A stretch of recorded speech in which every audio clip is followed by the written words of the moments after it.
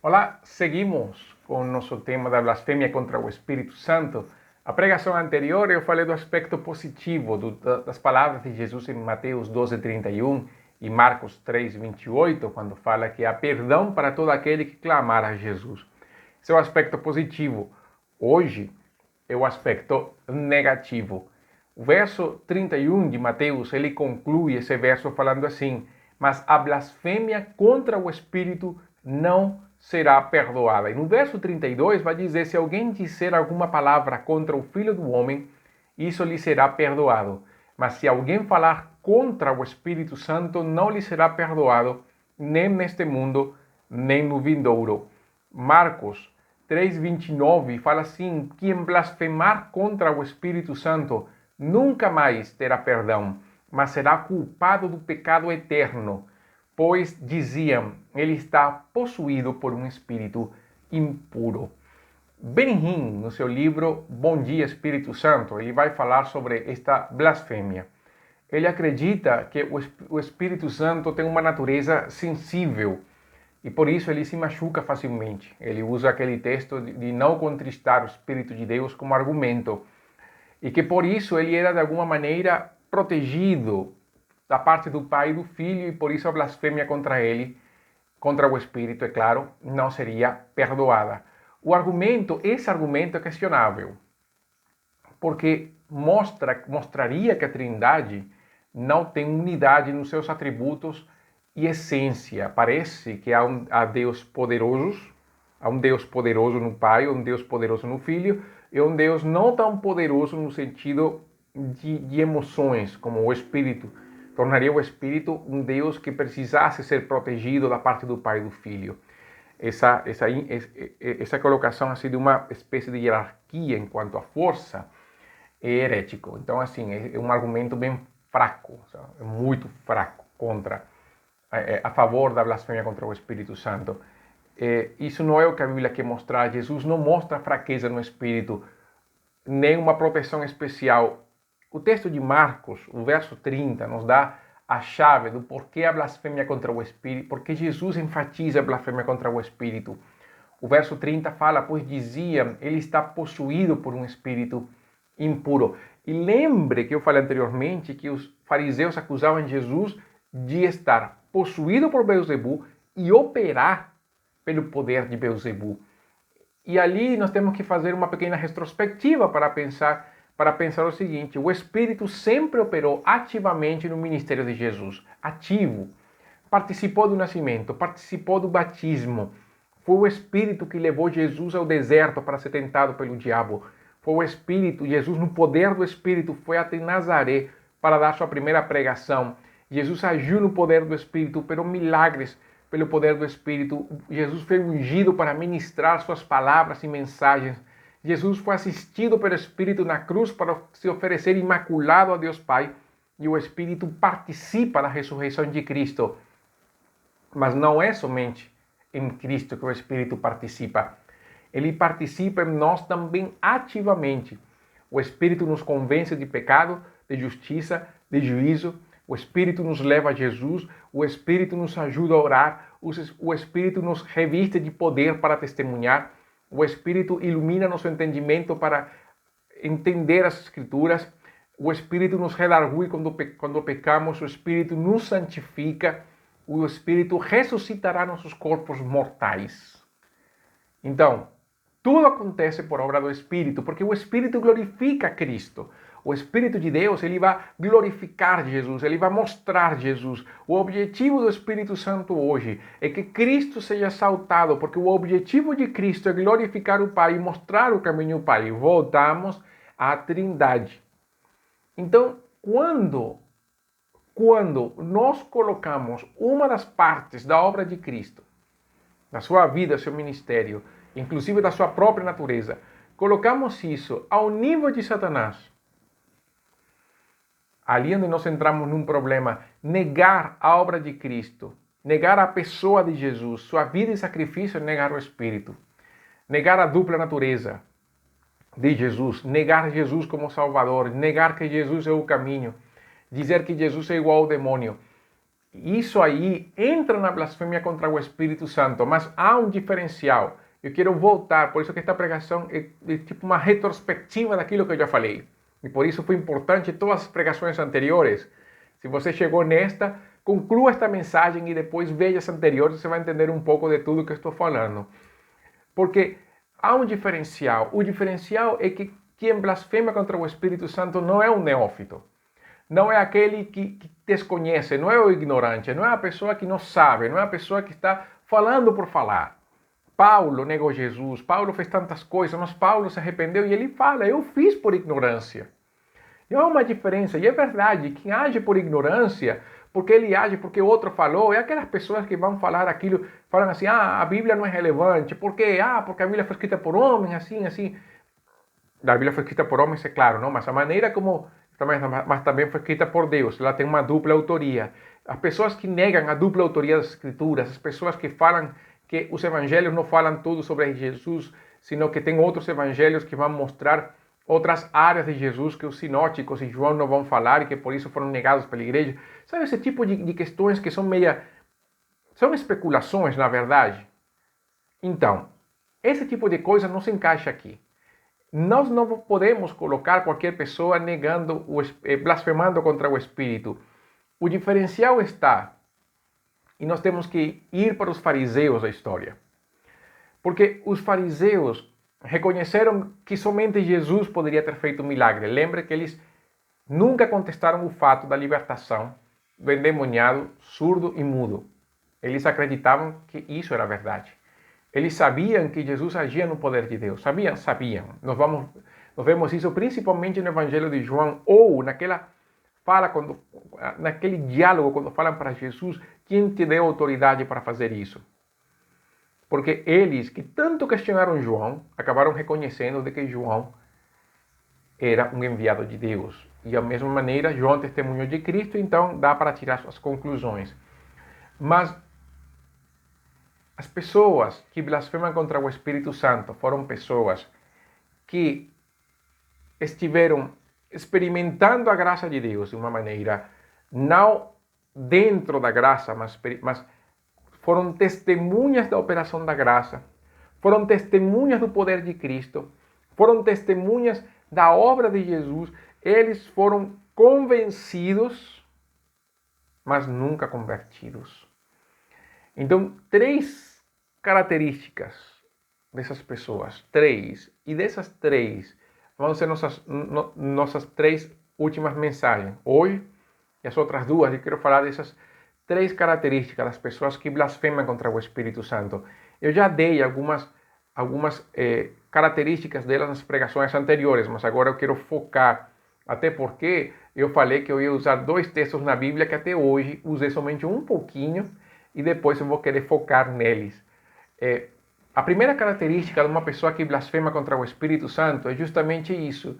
Eles estão dentro da comunidade de fé, estão dentro da igreja, mas saíram porque não faziam parte da igreja.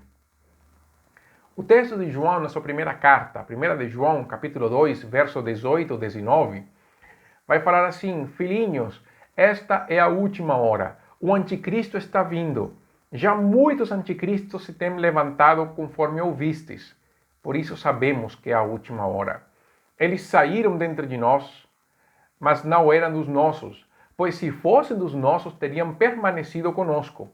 Mas todos eles saíram para que se manifestasse que não são dos nossos.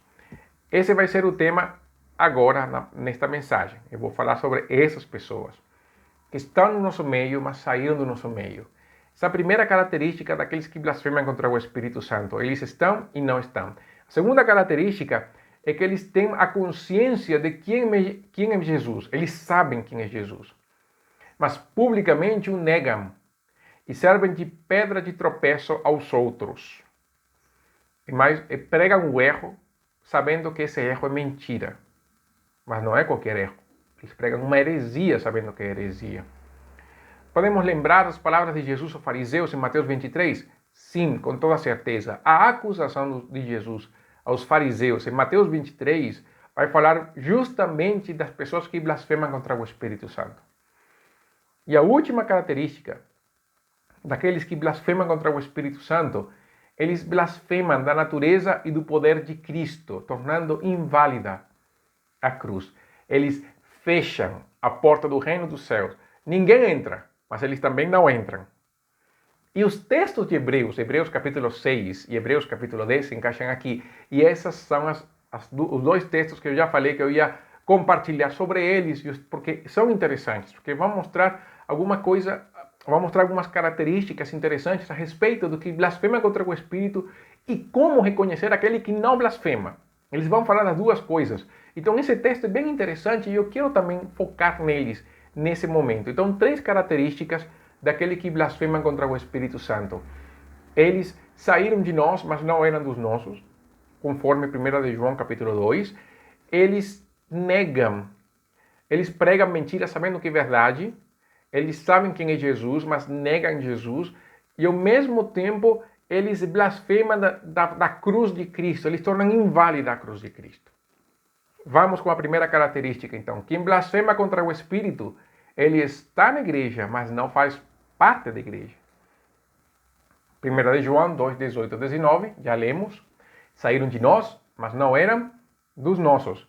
Veja que para João, os anticristos aparecerão no meio da igreja. Sim, haverá um anticristo, aquela pessoa, um homem de pecado, como Paulo fala em 2 Tessalonicenses. E na série de escatologia em tempos de crise, eu vou falar sobre o anticristo. Não vou falar da pessoa do anticristo aqui, porque não é o caso, mas em escatologia em tempos de crise, eu vou falar sobre ele. Mas aqui o interessante é que João vai colocar os anticristos dentro da igreja. Eles vão participar da igreja local. Paulo, aos anciãos de Éfeso, tinha advertido sobre isso no capítulo 20 de Atos, não? Atos 20, verso 29 e 30. Paulo fala assim: eu sei que depois da minha partida, lobos cruéis entrarão no vosso meio e não pouparão o rebanho. E que, dentre vós mesmos, se levantarão homens falando coisas distorcidas para atrair os discípulos para si. Essa qualidade de estar e não fazer parte é uma característica da apostasia. Eles gostam de participar e até podem ter compromisso. Eles não são pessoas que ficam sentadas, são pessoas que gostam de aparecer, são pessoas que gostam do palco, gostam de intervir, gostam de falar, eles gostam de serem ouvidos. Mas o coração nunca foi convencido, nunca foi convertido pelo Espírito Santo. Vejam como o verso 19 de João fala: se fossem dos nossos, teriam permanecido, mas todos eles saíram para que se manifestasse que não são dos nossos. Estão no meio, mas não fazem parte do meio. Eles tendem a sair. O que é a escória nos metais preciosos, nos metais nobres. A pessoa coloca o metal nobre, então coloca para fundição. Quando ele é fundido, quando ele se torna, então passa do seu estado sólido a líquido, a escória, aquilo que são as impurezas, elas saem e flutuam. Então dá para tirar a escória e deixar o metal mais puro. Aquele que é um apóstata, ele é a mesma coisa. Ele está dentro do metal, dentro da igreja, mas na hora em que há separação, eles flutuam, aparecem e podem ser removidos. Isso é algo que Paulo vai falar para Timóteo, de remover os falsos ensinos e os apóstatas da igreja.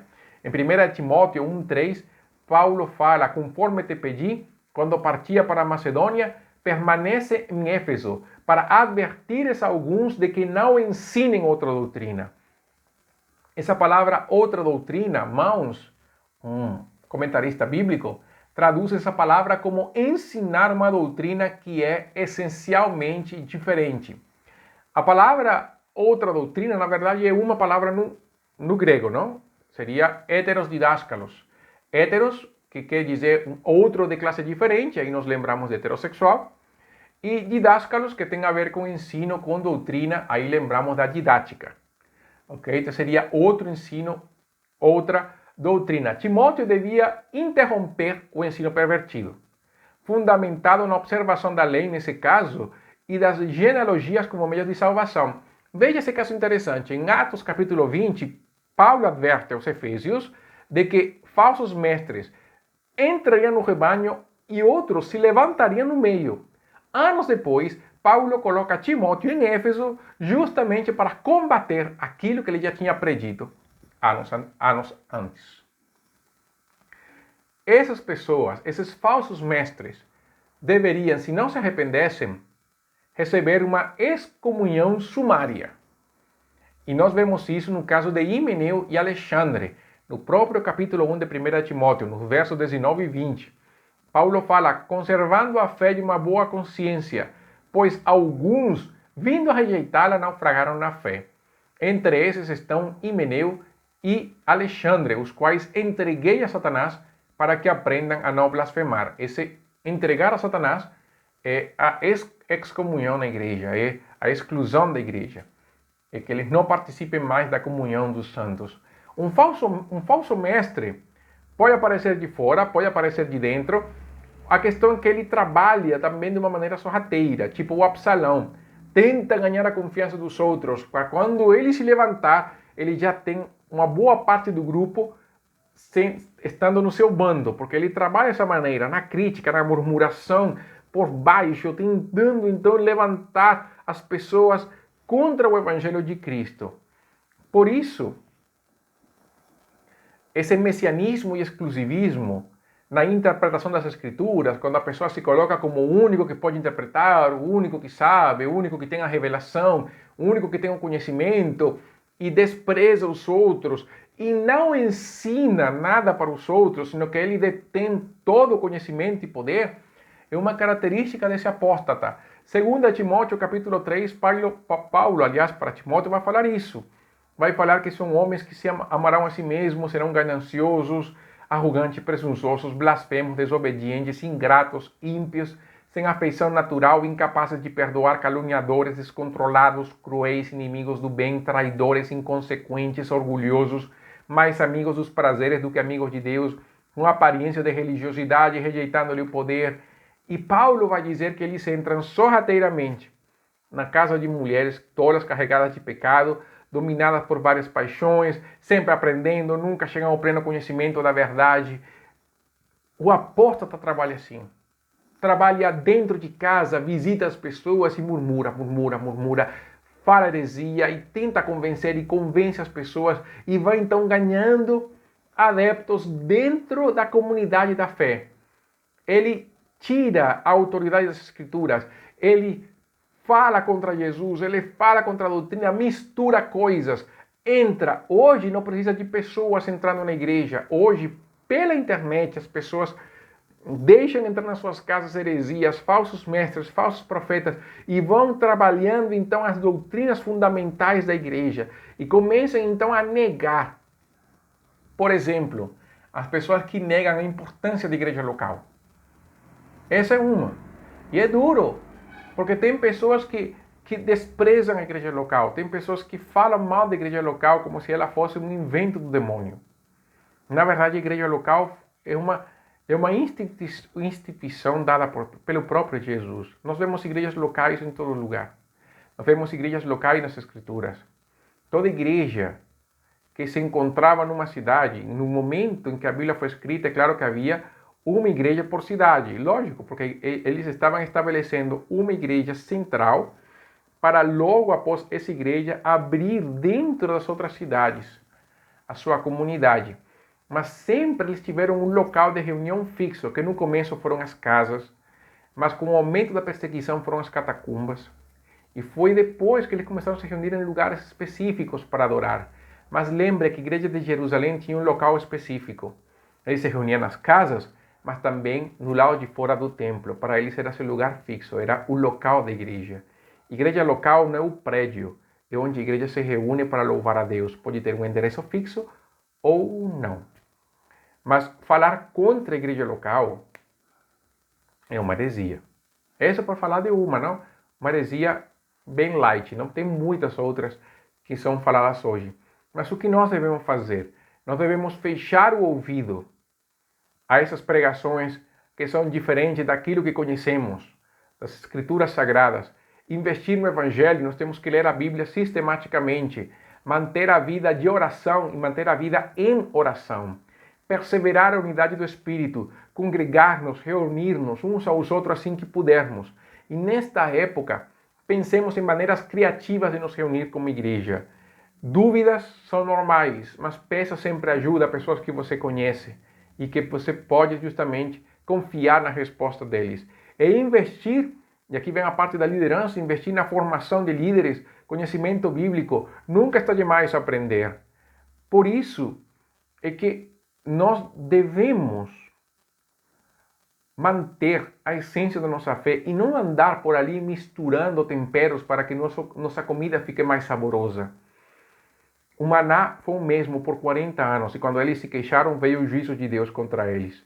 Tomemos muito cuidado com isso. Não reinventemos o Evangelho, ele vem do próprio Deus, ele é eterno. Deus é o autor do Evangelho. Se nossa vida espiritual está seca, nós não vamos conseguir discernir a verdade do erro. Nós temos que focar nossa vida em Jesus. Cuidemos nosso coração para aqueles que entram sorrateiramente no nosso meio sejam denunciados e expulsos pela exposição do Evangelho. E seja você um portador desse Evangelho. Fale para as pessoas de Jesus. Mostre a vida de Cristo a todos. É a hora da igreja se levantar e proclamar esse Evangelho eterno da graça de Cristo. Está em nós a oportunidade de mostrar a verdade, o Evangelho da graça. Vamos orar. Senhor, muito obrigado neste momento por estarmos aqui reunidos. Eu oro para que o nosso coração se afirme no Senhor. Afirma nosso coração em Ti, ó Deus. E que possamos, afirmando o coração no Senhor, abraçar a Tua palavra, Deus. Que possamos também expor aos outros as verdades eternas do Evangelho. Para que a mentira floresça, a mentira não floresça, a verdade floresça e a mentira apareça, para que ela seja removida do nosso meio para a glória do Teu nome. Livra o nosso coração, ó Deus. Livra-nos do erro e que nosso coração esteja firme na rocha eterna que é Cristo Jesus. Muito obrigado, Pai. Essa é a minha oração em nome de Jesus. Amém. Na próxima ocasião falaremos então sobre as outras duas características daqueles que blasfemam contra o Espírito Santo. Até então, que Deus abençoe você.